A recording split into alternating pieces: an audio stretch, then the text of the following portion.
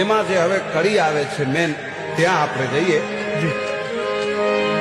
એમ નવગાન કે માતાજી આયલો જે દીહો સિદ્ધમાં, માતાજી તે દી મને આડો દરિયો અપાર. હવે તો ભગવતી તું મારા રઘુ બતાવજે,